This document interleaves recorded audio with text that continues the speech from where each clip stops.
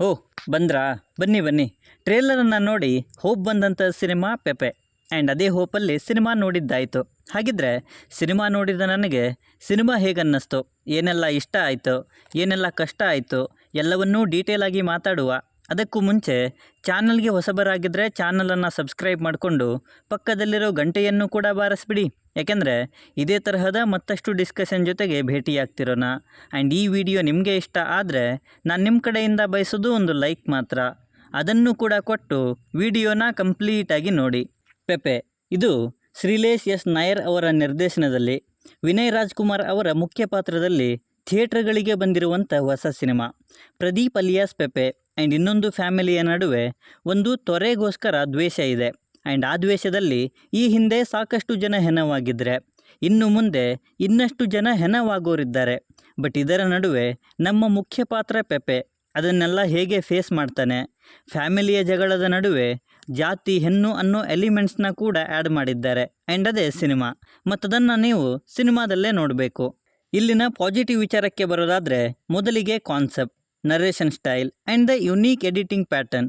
ಕಥೆಯ ಪ್ಲಾಟ್ ಥಿನ್ನಾಗಿದ್ದರೂ ಕೂಡ ಅದನ್ನು ಶ್ರೀಲೇಶ್ ಅವರು ತನ್ನದೇ ನರೇಟಿವ್ ಸ್ಟೈಲಲ್ಲಿ ನರೇಟ್ ಮಾಡಿದ್ದಾರೆ. ಮತ್ತದು ನಮ್ಮನ್ನು ಸಿನಿಮಾದಲ್ಲಿ ತುಂಬಾ ಇನ್ವಾಲ್ವ್ ಆಗೋ ಹಾಗೆ ಮಾಡುತ್ತೆ. ಆ ಊರು, ಅಲ್ಲಿರೋ ಕ್ಯಾರೆಕ್ಟರ್ಸ್, ಅವರ ಜೀವನ ಆ್ಯಂಡ್ ಅಲ್ಲಿದ್ದಂತಹ ಕಾನ್ಸೆಪ್ಟ್ ಪ್ರತಿಯೊಂದು ಕೂಡ ಒಂದು ಆರ್ಟ್ ಥರ ಅನಿಸುತ್ತೆ.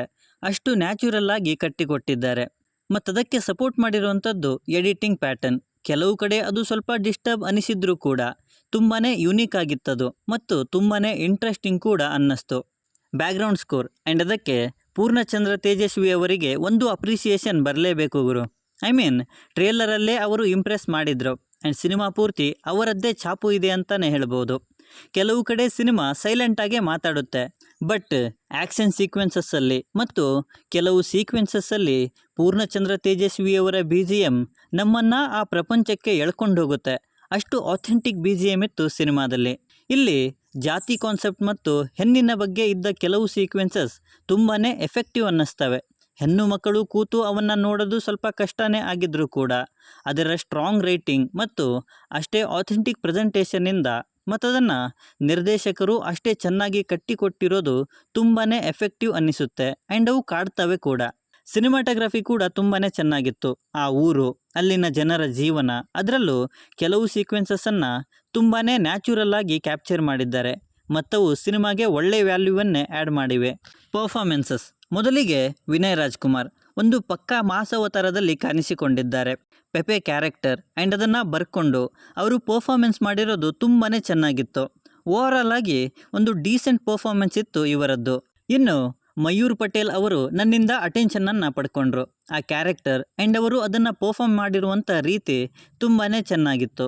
ಇನ್ನುಳಿದವರು ಸಹ ಅವರವರ ಪಾತ್ರಗಳಿಗೆ ತಕ್ಕ ಡೀಸೆಂಟ್ ಪರ್ಫಾರ್ಮೆನ್ಸನ್ನೇ ಕೊಟ್ಟಿದ್ದಾರೆ.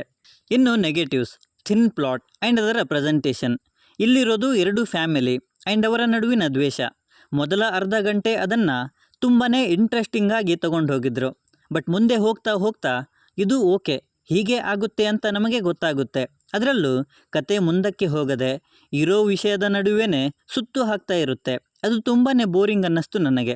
ಕತೆ ಸ್ಲೋ ಪ್ಯಾಟರ್ನಲ್ಲಿ ಇದ್ದರೂ ಕೂಡ ಕಾನ್ಸೆಪ್ಟನ್ನು ಇನ್ನಷ್ಟು ಎಲಾಬ್ರೇಟ್ ಮಾಡಬೇಕಿತ್ತು ಅನ್ನಿಸ್ತು. ಕೆಲವು ಕ್ಯಾರೆಕ್ಟರ್ಗಳ ಎಸ್ಟ್ಯಾಬ್ಲಿಷ್ಮೆಂಟ್ ಇರಲಿಲ್ಲ. ಐ ಮೀನ್ ಅವುಗಳಿಗೆ ಪ್ರಾಪರ್ ಆಗಿರುವಂತಹ ಕ್ಲೋಜರ್ ಅನ್ನೋದು ಇರಲಿಲ್ಲ. ಅವುಗಳನ್ನು ಹಾಗೇ ಬಿಟ್ಟಿರೋದು. ಐ ಮೀನ್ ಮುಂದೆ ಮತ್ತೆ ಬರ್ತೀವಿ, ಅದರಲ್ಲಿ ತಿಳ್ಕೊಳ್ಳಿ ಅನ್ನುವಂತಹ ವಿಚಾರದಲ್ಲಿ ಬಿಟ್ಟಿದ್ರು. ಬಟ್ ಅದೇನು ನನಗೆ ಸರಿ ಕಾಣಿಸ್ಲಿಲ್ಲ. ಕ್ಲೈಮ್ಯಾಕ್ಸಲ್ಲೂ ಸಹ ಇದ್ದ ಎಕ್ಸ್ಪೆಕ್ಟೇಷನ್ಸನ್ನು ರೀಚ್ ಮಾಡೋಕ್ಕಾಗಲಿಲ್ಲ. ಮತ್ತದರಲ್ಲೂ ಕ್ಲೋಜರ್ ಅನ್ನೋದು ಇರಲಿಲ್ಲ. ಆ್ಯಂಡ್ ಇದು ನನಗೆ ತುಂಬಾ ನೆಗೆಟಿವ್ ಅನ್ನಿಸ್ತು.